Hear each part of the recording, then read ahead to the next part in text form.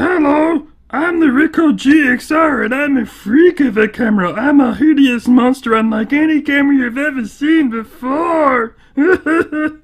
Okay, silly voices aside, I am Blunty and this is indeed the Ricoh GXR, and it is a bit of a freak of a camera because this isn't a fixed lens camera, this isn't an interchangeable lens camera, it's what Ricoh like to call an interchangeable unit camera.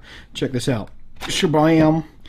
Look at that. The entire lens system and sensor unit is interchangeable, while the body just sits there, sort of a shell and a bit of a brain, and all your buttons and your viewfinder and everything sit there. So the benefit of this is actually you can get a whole range of different camera options, not just lens options, and not just different cameras with different sensors, but you switch out both at the same time, which gives you a huge amount of power and flexibility to not only stay with the times, you know, you can upgrade your sensor as you go along and get a better camera without changing your body out, so everything you like about the body remains the same, and all your muscle memory remains the same, all your controls remain in the same places. You don't have to learn a new camera, you don't have to get used to new ergonomics or anything like that, and you just switch them out. And you can also get sensor units with lens mounts on them, so you can use it with different types of interchangeable lenses on it as well. It's a very interesting, very bizarre and entirely unique camera system, but today I'm going to be looking at this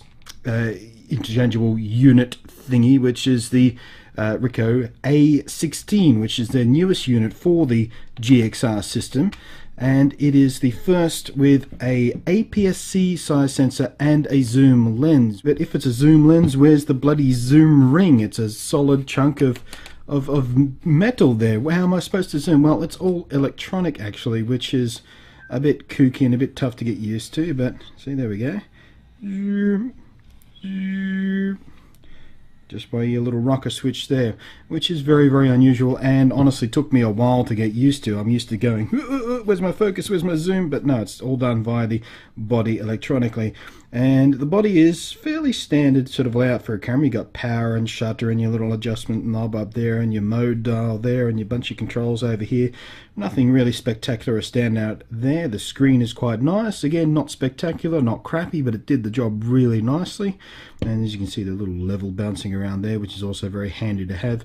But yeah, I'm more interested in how the lens unit, or the sensor and lens unit, so I'm not even used to talking about cameras in these terms with interchangeable units. It's really weird. But yeah, so let's have a look at see how this actually performs in the wild. The A16 provides a restrained but very useful zoom range of 3.5 times, starting at a pleasant wide of 24mm and pushing out to 85mm, which makes for a very practical walking around setup. The lens configuration itself has been constructed to give good contrast, control distortion, and of course give fine sharpness, and its 9 rounded aperture blades give you a very pleasant bokeh in the background blur too. It is not the fastest lens you'll find, living at f3.5 to f5.5, but the lens and sensor have been paired up to work very well together nicely, so I didn't ever really hit a point where I felt like I needed more. The APS-C sensor itself in the A16 unit, as the numeral name notifies, is a 16 megapixel chip, which is a very nice sweet spot between high resolution and high sensitivity. As the sun went down, I discovered that the low light performance was very encouraging indeed, retaining a lot of detail and keeping sensor noise well under control. As a matter of fact, its performance was so good every one of these low light shots was accomplished without a tripod or any other such support gear a smart snapper would normally reach for in these conditions.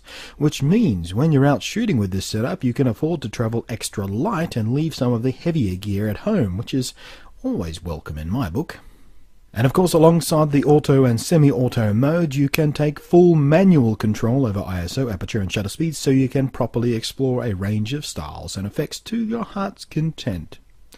It doesn't have a true macro mode, but macro-ish kind of shots can be achieved, and they look quite nice, even if I do say so myself. Sadly, after the exciting performance in stills mode, when it comes to its movie mode, it's a bit of a letdown. Topping out at just 720p is a bit sad these days, and the image quality in video is uninspiring, feeling a bit flat and quite lifeless. Most damning of all, though, is that inexplicably and infuriatingly, it can't actually use any of that wonderful optical zoom range in video mode. As soon as you press the record button, your focal length is stuck. Dead. Instead, it pukes up a hideous 4x digital zoom, which villainously and brutally assaults image quality the instant you so much as consider reaching for the zoom button. Low light performance in video is equally disappointing, perhaps more so after it excelled so well in these conditions in stills mode. So, locked focal range, limited resolution, decidedly ordinary image, and useless in low light. Yeah, the video mode is all but useless outside of the happy snap family moments when it's the only camera to hand. The onboard microphone does do a decent job though, and for that kind of environmental shooting, it's fine. It's sad to have the video mode be such a letdown, but frankly the stills mode is so nice, I don't consider it to necessarily be a deal breaker. I just started to think of the GXR with the A16 as a stills only camera, and I became a very happy camper indeed. And sure, the Ricoh GXR is a little bit bizarre in its concept, but it does work very well. And while its quirkiness means you might not run into them very often, I can tell you this, every owner I've ever spoken to, or even come across online in forums and whatnot, bloody loves the thing. Owners swear by them. And I think the A16 unit will be very warmly welcomed indeed by owners and new buyers alike. Overall, I really liked it. It's not very good in video like we just discussed, but if you're more about the stills than the moving pictures, then this is a really nice option for your GXR unit, or if you're looking into the GXR, it's a really nice way to start off because it gives you a lot of power very quickly, really nice images, nice big sensor, and a very flexible zoom range, you know, really nice lens setup. And as for the camera body itself, well, I quite like the ergonomics of it.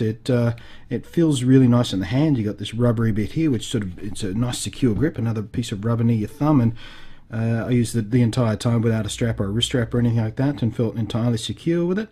And yeah, I really actually quite liked how the Ricoh GXR handled, particularly with the A16 unit. So if you are living in this world, it's worth a look at. Thanks for watching. I am Blunty, and I will catch you next time.